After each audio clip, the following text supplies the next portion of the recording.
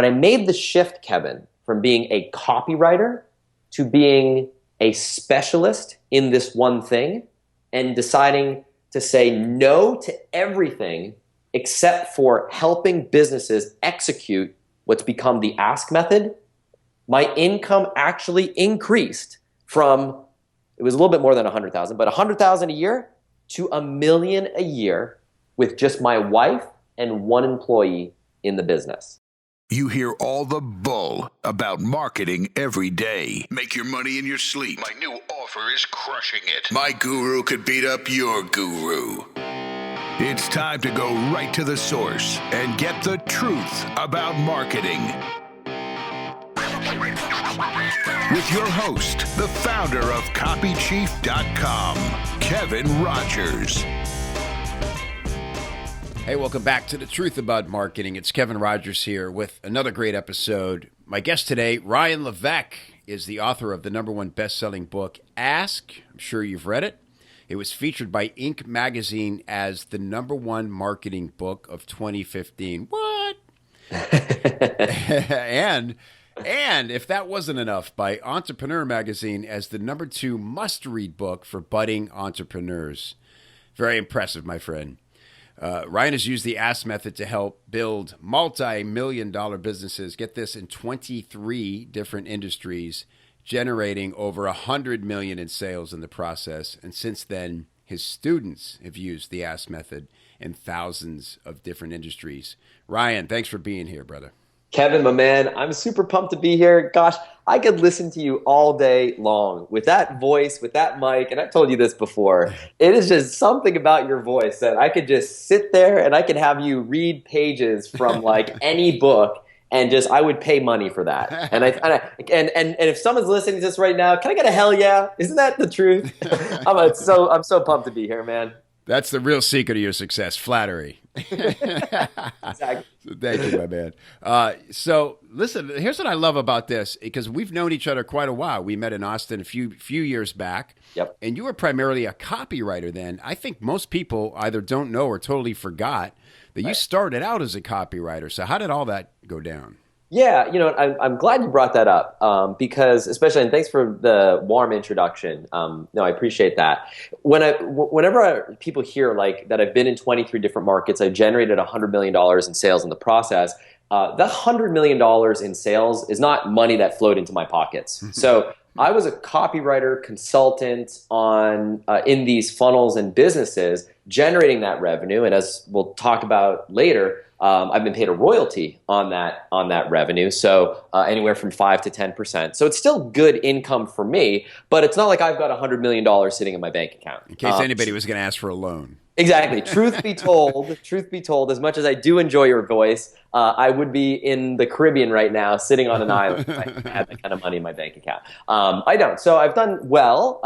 It's not world-changing numbers, but I've done well. But the thing that started it all was copywriting, and the way I actually got my start as an aspiring budding copywriter was initially on my own projects. So when I was first getting started, the first kind of thing that I did online that made any serious money at all is a tiny little business that I started in the orchid care niche. It was the first market that I went into. It's a long story behind how I got into it, but my wife and I were living in China.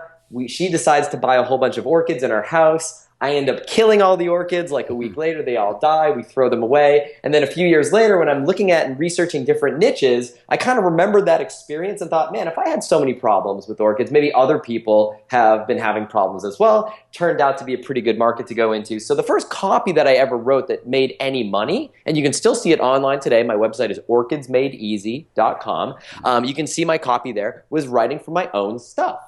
Now, the way I learned how to write copy might surprise some people, is I was in my apartment in Shanghai, and every night after I got home from work, I would, at work, illegally, don't tell anybody, I printed up an issue of the Gary Halbert letters, because I didn't have a printer in my apartment. I used my company resources. I printed up a letter of the Gary Halbert letters. I brought it home, and in a Chinese composition notebook, I'd copy a letter out by hand, basically until my fingers would bleed or I'd have blisters in my fingers. Mm-hmm. And I really learned to internalize his way of writing copy, like so many of us who are copywriters, right? I mean, this isn't any new advice, but it's just, if anything, just a confirmation that writing out control letters and the style in which you want to learn how to write is a proven process. It's at least worked for me. Yeah. And it helped me unlearn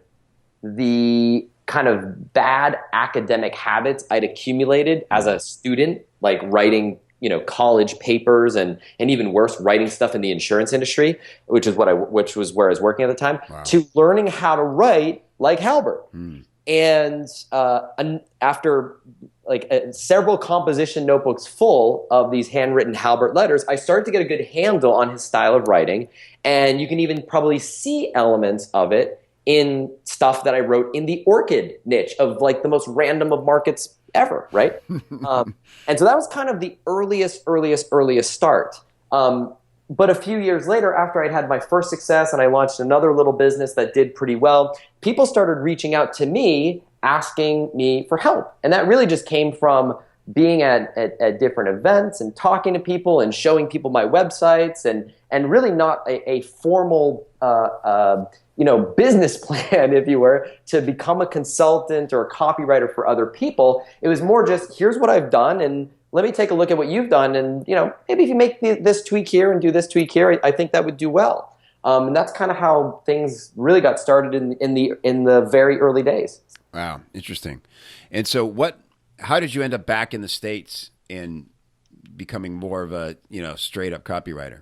Yeah, so we started the business in Asia, and then actually started the orchid business after we moved back to the States. So we grew the orchids, we raised the orchids in China. I launched a business before the orchid business in another random niche in the Scrabble tile jewelry market.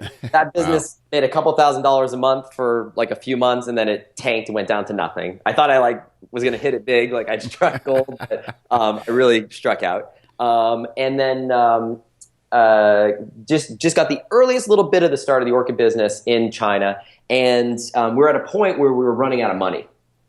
And so my wife says, well, how about I get a job? I'll get a job. And she was a graduate student in Hong Kong, and she couldn't work there, but she got a job offer from a museum in Brownsville, Texas. So I moved to Brownsville, which is at the where Mexico and Texas meet, very southern tip of Texas. It's not, if anyone's from Brownsville, my apologies, but I'm just going to tell it how it is. It's not the most amazing place to live. I'm sorry. That's a nice version of how you feel about it. Exactly. Put it this way, it's a city of over almost 200,000 people, which is a pretty big city.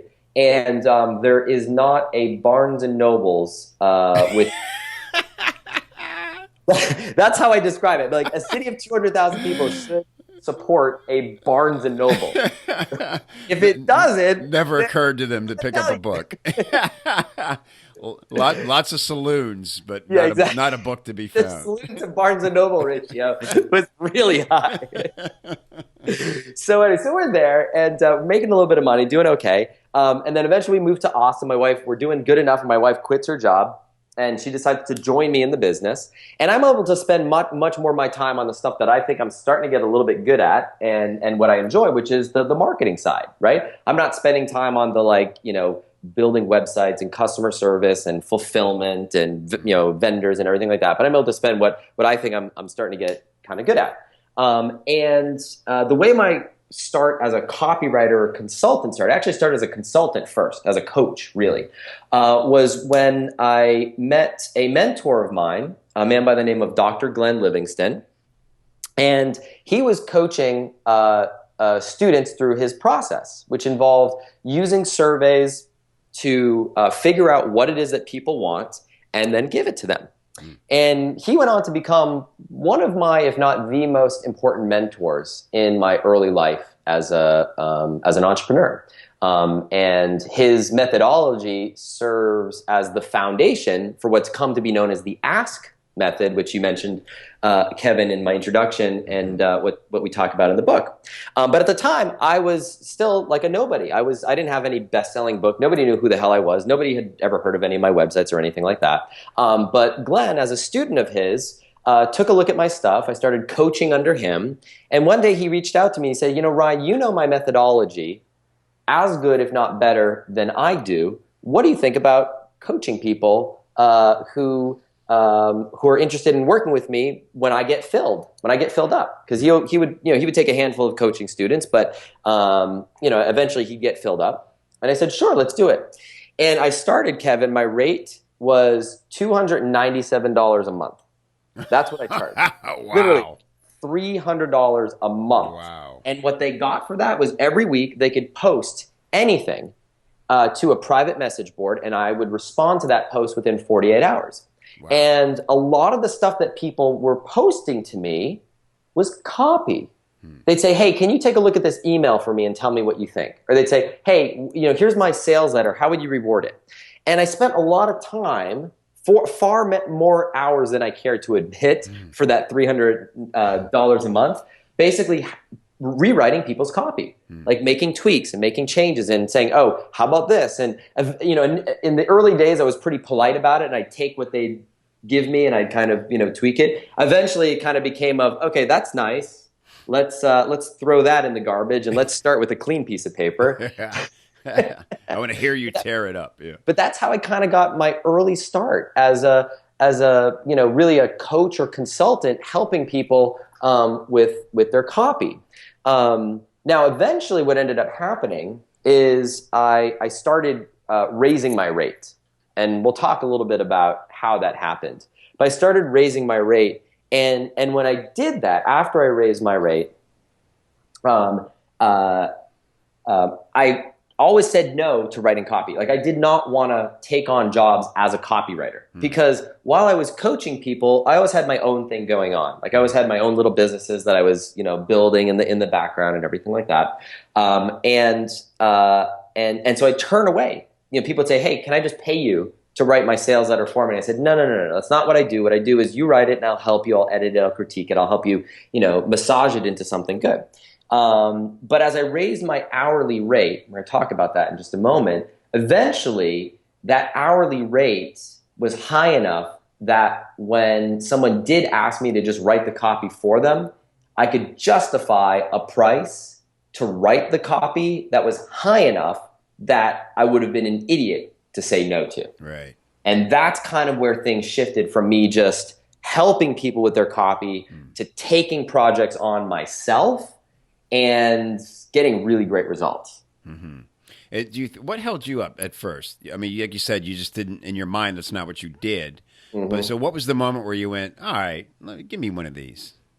Yeah, gosh. I'm trying to think back to the first project like that I did say yes to. I think it came, Kevin, I know exactly where it came from. It came from an accumulation of projects that people would ask for my feedback on, where my critiques would blow their control out of the water. So the one that stands out in my mind as the one that might have been the turning point was I had a coaching client in the infidelity market. So basically he helps men whose wives have cheated on them. He helps them recover from that infidelity and decide, should they repair the relationship or should they leave? And there's a ton of pain, as you can imagine, and anguish in this market. And he had a sales letter and a headline that had been doing okay for years. And we had been working together for a couple months. And I said, let me tell you what you really want to say in your sales letter headline. And the original headline was kind of long, and it was like, if your wife has cheated on you and you don't know what to do about it, this could be the most important letter you've ever read. Standard copy construction, something like that. Right. And I said, no. But it was even longer than that. I said, let's try this. That cheating bitch, but I still love her. What the hell do I do now? Wow. That in 3 sentences summed up the exact thought process that every man in this market was going through. Well, we ran that, and this client, Kevin, he writes to me, and he says, dude, we like tripled response overnight. Wow. And I think that was the time where it's like, okay, like I think I can, the thing holding me back in all honesty was fear of failure, right? Sure. I didn't want to I didn't want to charge someone money for something and then it failed. Right. And so I had another client at the time who had a big business, and his business is in the business funding niche. He's still a client of mine today. And his was like the first kind of real job that I took. And what ended up happening is he says, this is funny. So you totally like bringing back memories. This is like a couple years ago. I haven't thought about this in a long time. But the way this happened was he wanted to do a VSL. So he's like in a non-traditional VSL business. But I had done a few video sales letters and my own stuff. And, I'd been consulting with him for maybe a little over a year at this point. And he trusted my judgment and my advice. And he said, so what should I do? And I said, oh, you got to just hire someone to write the VSL script for you. And he's like, well, do you know anybody? Because I was more plugged into the direct response world than he was. And I said, well, let me give you a couple names. And I gave him one. He's like, well, no, just tell me, who do you recommend? And I gave him a name. And the guy that I recommended wrote the letter, the VSL. And I think he charged him $8,000. And he asked for $4,000 up front. Mm-hmm. And my client got it back and came to me and said, Ryan, like I can't use this. This is garbage. This is not going to work. And so I went back to this copywriter, who's a friend of mine. I'm obviously not going to name his name, but I went back to this copywriter. I went to him and I was like, hey man, like it's not going to work, dude. It's like it's like so far afield. I'm like, to be honest, like this might work in a different market, but this is not going to work in his market. And my friend was like, you know what? Here, let me pay you back. Let me pay you the $4,000 that he's already paid me. I won't take anything. It's just not in my wheelhouse, mm-hmm. and you do it. And so my friend paid me $4,000, and then I told the client, I said, pay me the remaining $4,000, and I'll do it. So I got paid $8,000 to do this script for this VSL. It was the first thing that I had ever done, wow. Like for just doing it from scratch. And I'd love to say it was a home run, but in reality, it kind of just did okay. Mm-hmm. Like it just did okay. It wasn't like a massive home run or anything like that. It also wasn't like a dismal failure. I think they ran it for 6 months or so, and then kind of was like mediocre, and then just moved on to something else. But it's when I realized, holy crap! Like I can charge like $8,000, yeah, which was a lot of money for me at the time. $8,000 to do like a 20-page script, and it would take me, it took me, maybe a week to do the thing with a few other things going on. And that's when I kind of made the shift, and I said, I can do this. Mm-hmm. Like I can do this, and I can start charging like decent money to do this. Mm-hmm. Wow, so cool. What a great story, and I love how everybody handled that situation, I just want to say, right? Yeah, it was cool. I mean, the guy who wrote it was a friend of mine. Yeah. And he's like, he didn't want to burn the bridge with me, and he's like, I didn't really spend a whole ton of time on it. And you were honest with him, right? Yeah, I think at the end of the day, I think I made him keep like $1,000. I'm like, dude, just keep like $1,000, so because you did put work into it, and and it was just fair all around. Like everyone. Plus, you had a model of what not to do, so that was helpful. Oh, exactly. It was like, okay, this is my shitty first draft. Excuse me. This is my SFD. I don't have to write a first draft because it's here for me, and now I can start with something. My throat clearing is done. Exactly. Yeah. Oh, that's funny. I'd love to say, well, my career took off after that as a copywriter, but really it didn't, because I was just a copywriter. Like I was just a copywriter, just writing copy. And it's not like people were chasing after me, like, oh gosh, I got to work with this guy Ryan or anything. It was nothing like that at all. But I was doing this thing in the background, right? Where I had my orchid business at the time. At this point, it had scaled, and that was kind of what was paying, covering our bills and paying our mortgage and paying our lifestyle. This consulting work was kind of like nice extra income, but it wasn't like it wasn't like my main thing at the time. And I had launched another business in the memory improvement market, kind of modeling what I did in the orchid business. And what I did there was simple. It was really a survey segmentation process. I'd survey people in the market to figure out what their pain points are, what they wanted, and then I'd use that information to identify the buckets that existed in the market. So the different subgroups of people that existed in the market, and then customize my copy based on who the person was when they opted into my list. So they'd opt into my list, they would answer a few questions, and with that information, I'd customize the emails they got, I'd customize the sales letter that they got, I'd customize the upsells that they got. Basically, the copy was customized to the individual, not to the individual, but to the group that they belong to, right? And I didn't think that this was anything special. I was like, okay, that's cool. That's what I do.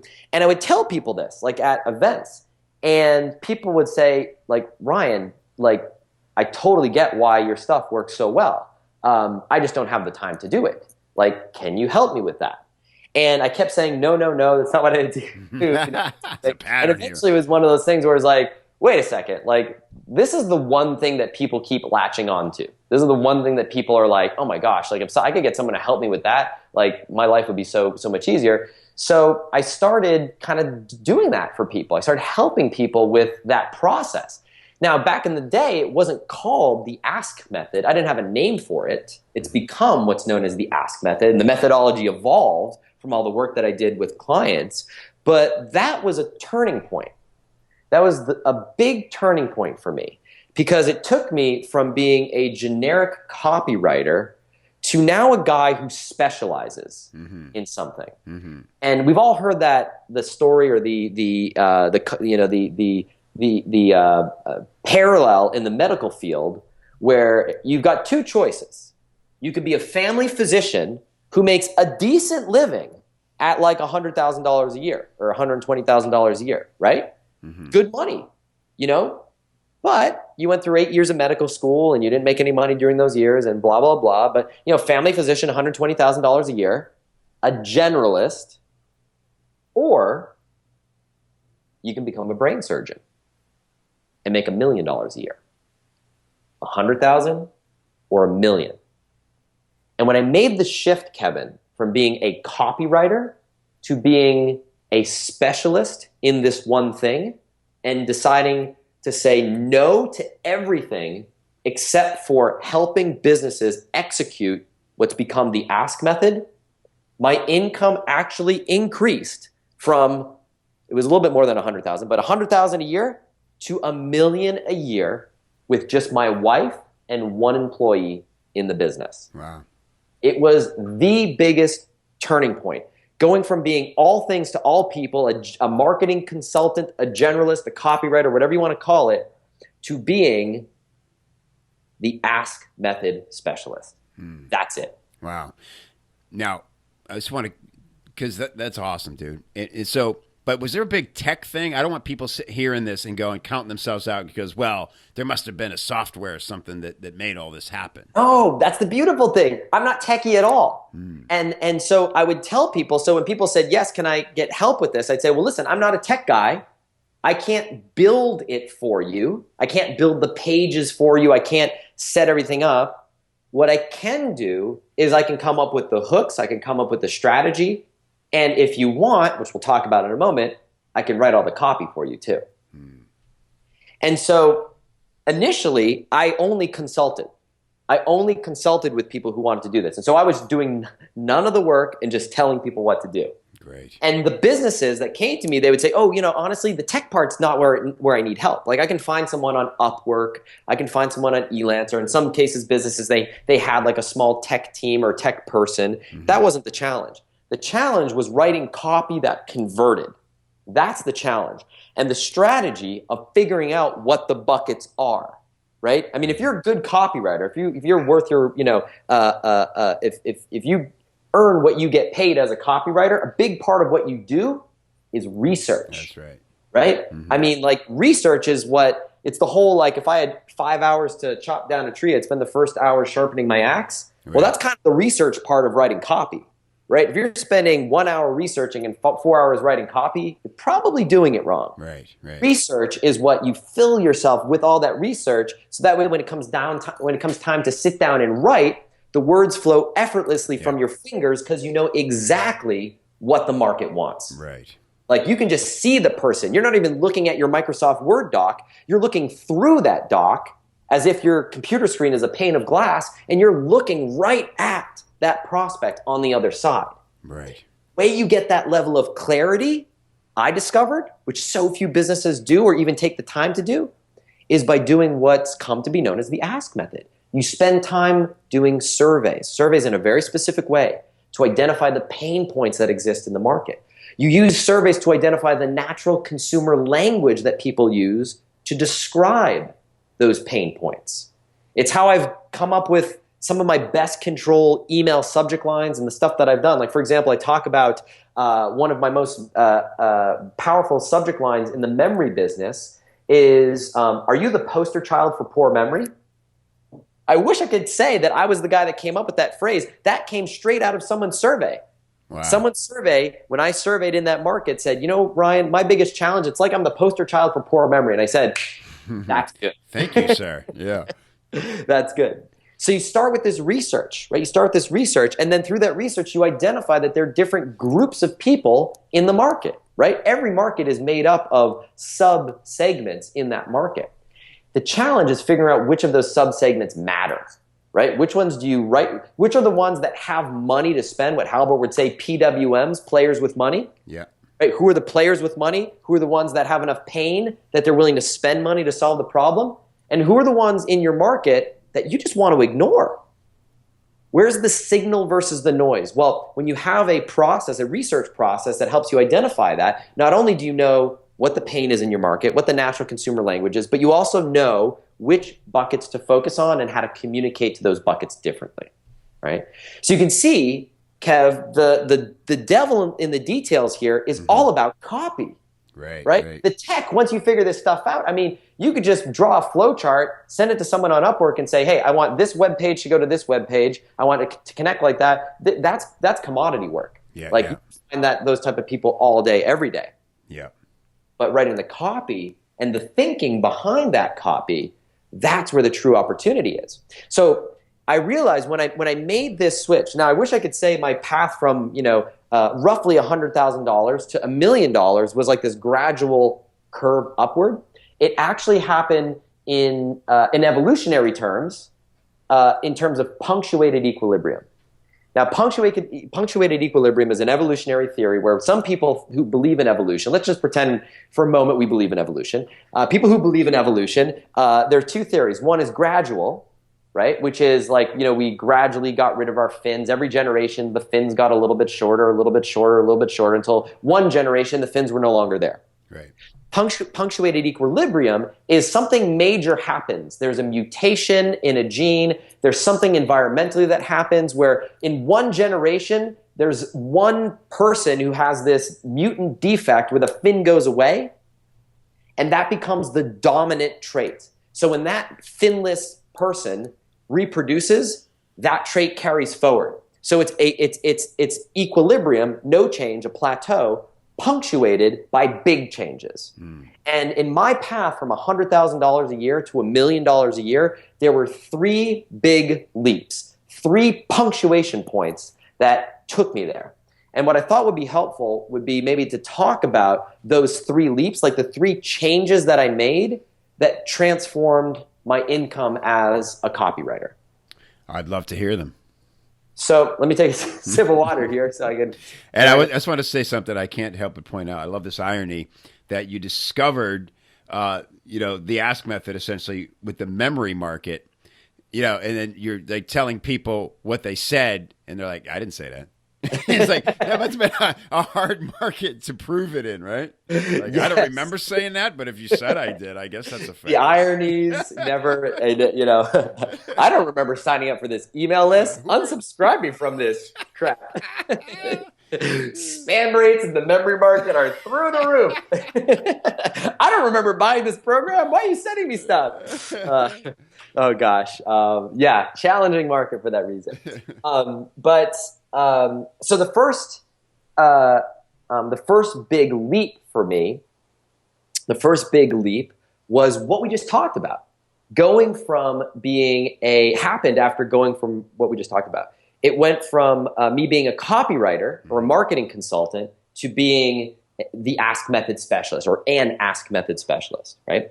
And doing that one thing. Well, what ended up happening? Did you give it that name? I didn't give it that name. I didn't have a name for it. Yeah, It was just okay. like, I kind of was known as the survey guy or Right. the survey funnel guy or, these kind of formal names. But suddenly what I realized is that people had there was a hook in people's brains that they could hang my hat on, right? It's like if you think about all the people in your life, think of it as like a hat rack. And every one of those people that is in your life has a hook.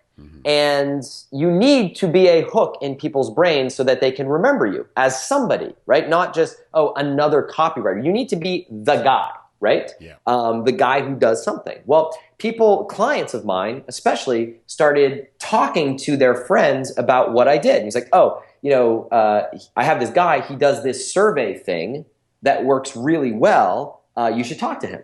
Right? So I suddenly became a specialist. I went from family physician to neurosurgeon. And what that did is it changed the whole dynamic.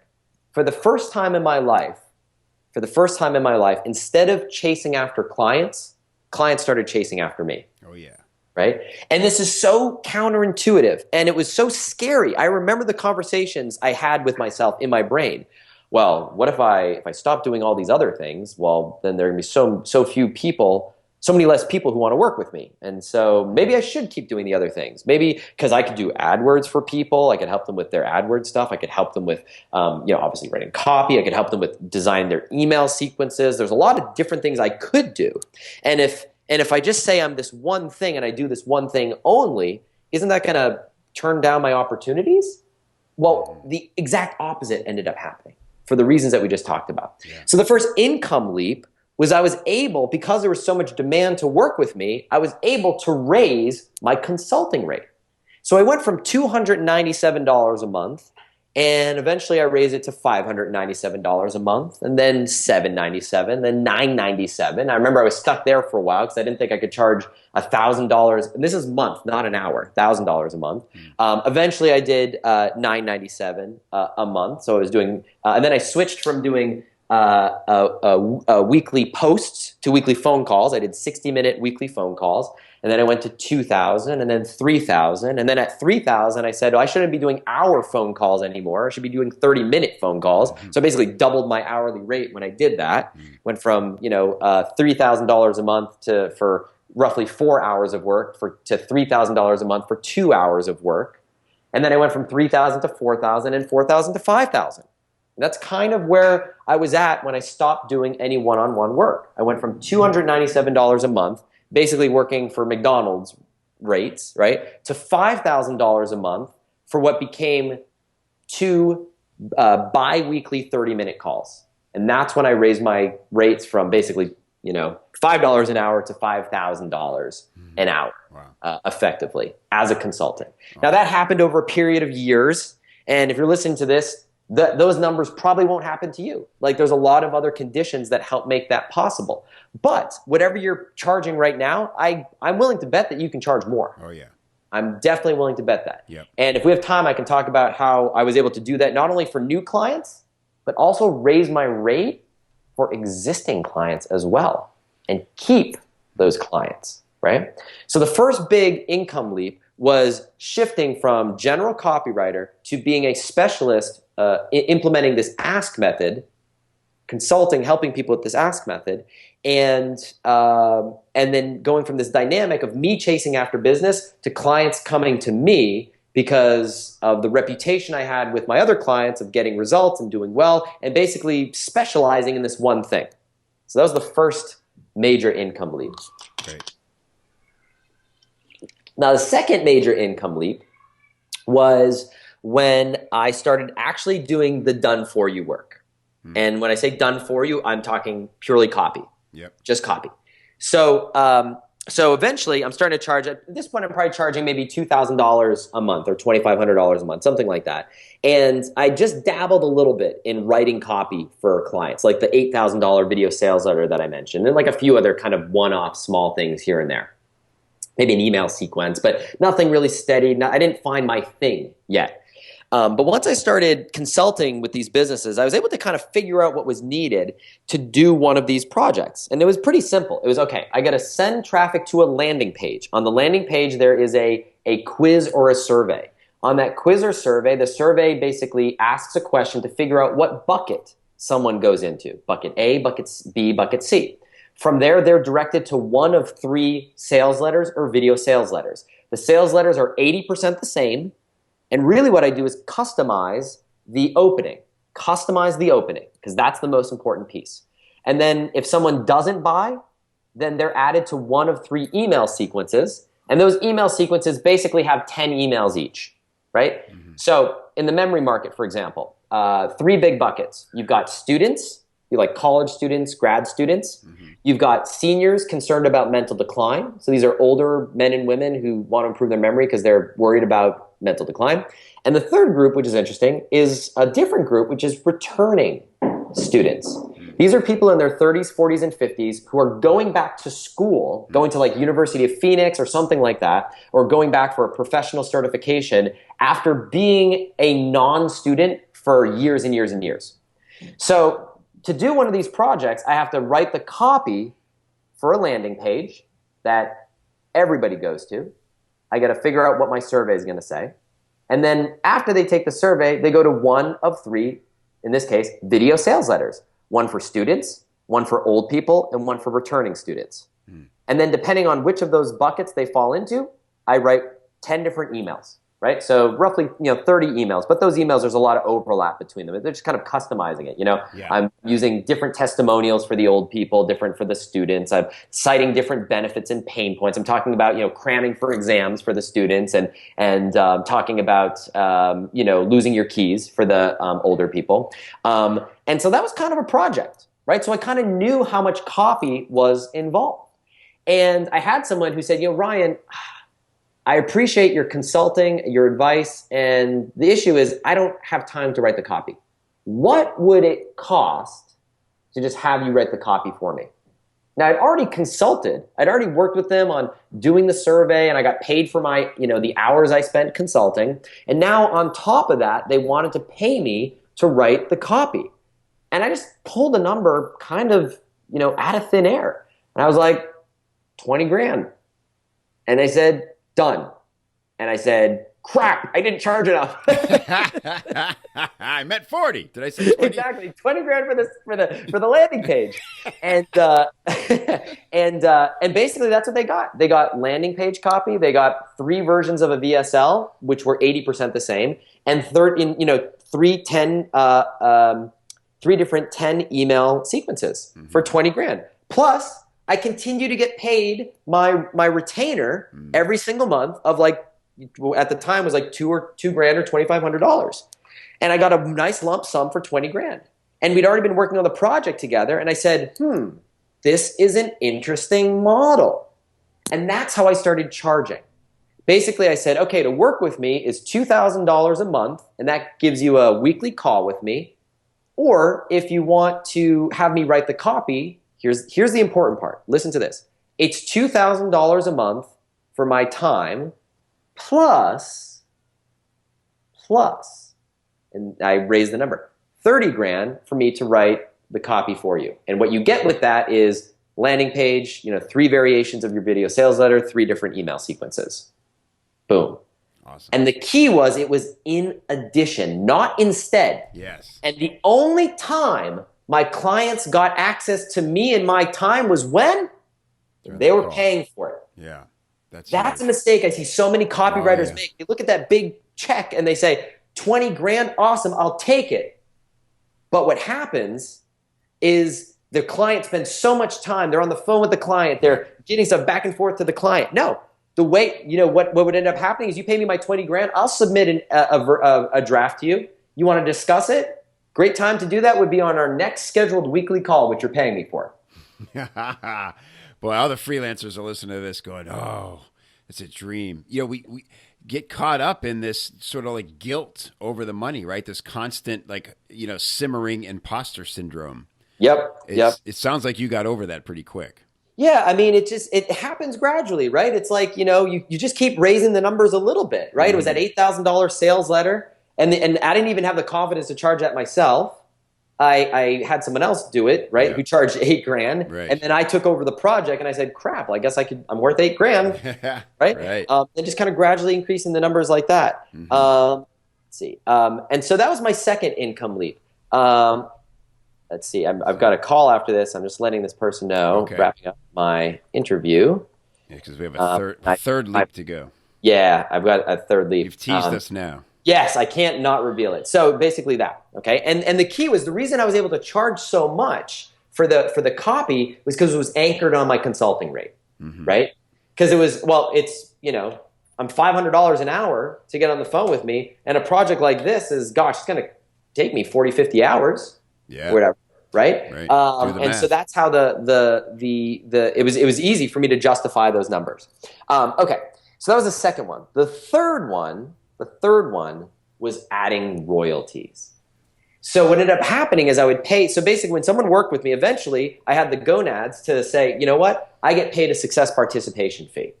And one of the ways that I justified that was I would not take competing clients. So I'd only take one client per niche so that I knew that they weren't going to be competing against each other and there would be no weirdness about sharing ideas, sharing copy or anything like that. But I said, because I'm making a huge sacrifice and I'm turning business away, which is true, which you can say as well, is because the way to offset that is I've got to participate in the success of our project. It's just plain and simple. And the most common number that I charged was 5%. So basically, eventually, the way my rates came were, here's the deal. You want to work with me? There's two options. One is it's $5,000 and 5%. I still charge the 5%. $5,000 a month and 5% to work with me, or it's $5,000 a month for consulting plus $50,000, which was the number that I kind of ended up with towards the end of when I no longer did this. $50,000, and it also comes with the 5% royalty. And so when I did that 5% royalty, what ended up happening was, if you had 20 clients, you'd have 10 of them that the royalty really wouldn't pan out to be much, right? Because 5% of, Is that gross? That was 5% of gross. But 5% on like, a $20,000 a month funnel is, it's a few $1,000s. It's not, right. It's whatever. It's not a big deal. Orchid money.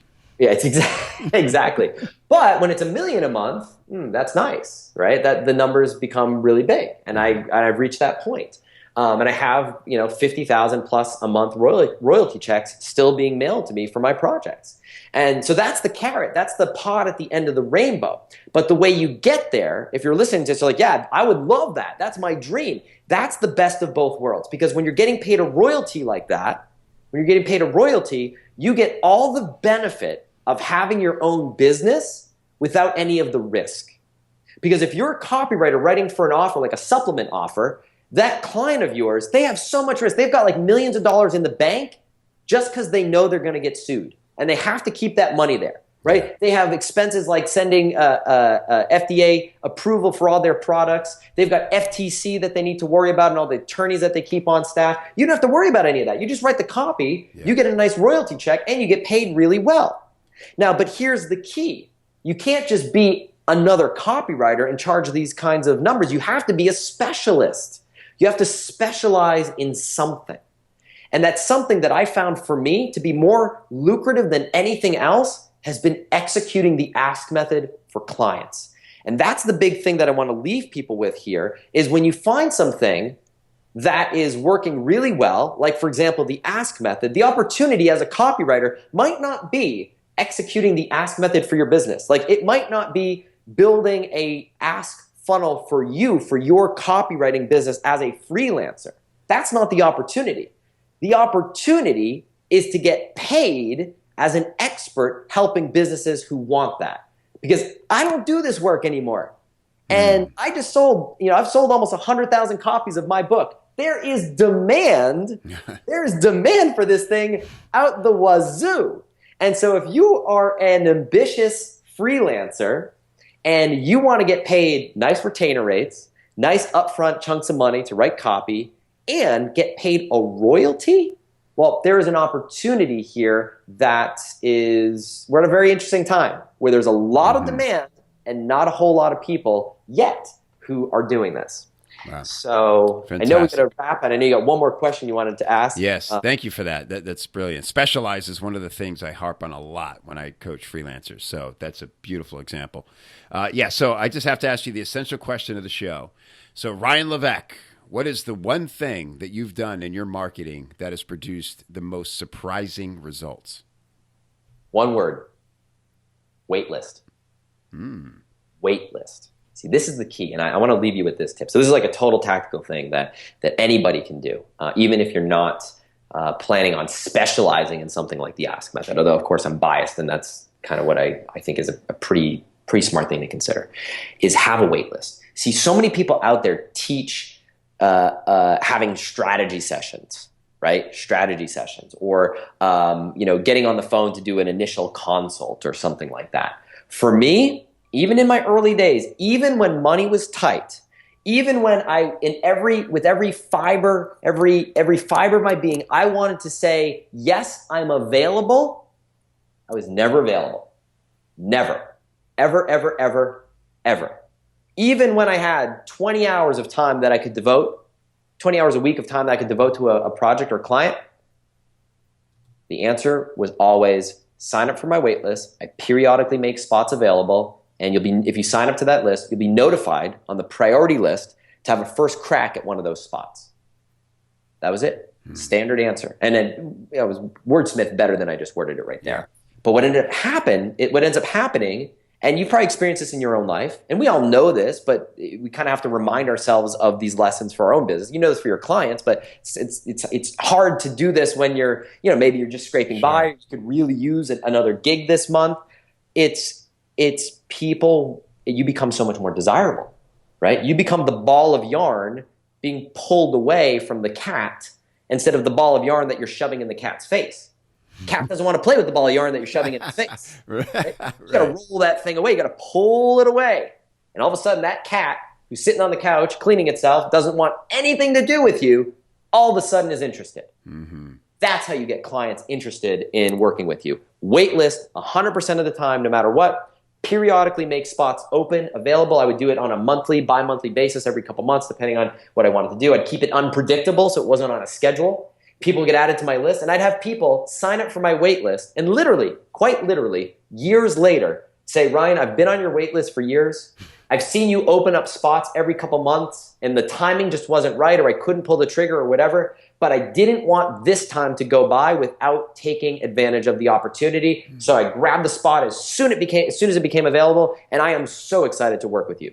You'll have clients that'll be so thankful for the opportunity to work with you. You're not going to have any of those issues you have when you've got clients pushing you around on your copy. Right? Where clients, you write copy like, I think it needs to do this. No, because you're the guy that everyone wants to work with. They're going to be thankful. They're going to be grateful that you've even taken them on in a project. Now, so it could be an ego thing, a confidence thing, but more importantly, you're going to get better results for your clients by doing this, right? Because they are going to appreciate and respect your work so much more, and they're going to run it as is rather than bastardize it with, all their machinations that they come up with. Yeah. So you go from vendor to expert in an instant. Yep. Yeah. Yep. Mm-hmm. Awesome. Ryan, thank you so much for doing this. I know you're a busy, busy man, and this was super valuable, so I really appreciate it. Kev, my man, I could do this all day. I love this. And, we should, I think we're going to get together at some point in the not too distant future. Yes, sir. And it would be cool to, do this again and chat again. So I'm just grateful for the opportunity to share. And, although I ended up doing most of the talking on this interview, the few moments that you got to hear the dulcet tones. the silky baritone that is Kevin Rogers really made my day. So. You're a great man. Thanks for sharing, brother. We'll talk real soon. Awesome, man. Take care.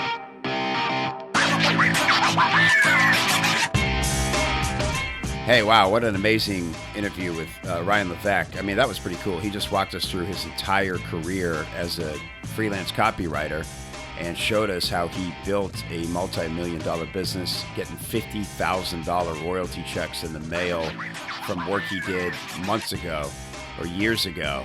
I mean, that's what it's all about. And as we stopped the recording, we were chatting for a minute. And since I'm going to see Ryan in a couple weeks here in Austin, we thought it would be cool for you to ask the Ask Man some questions. So if you have any questions after hearing this episode and want to ask them directly to Ryan through me, then email contact@copychief.com. That's contact@copychief.com.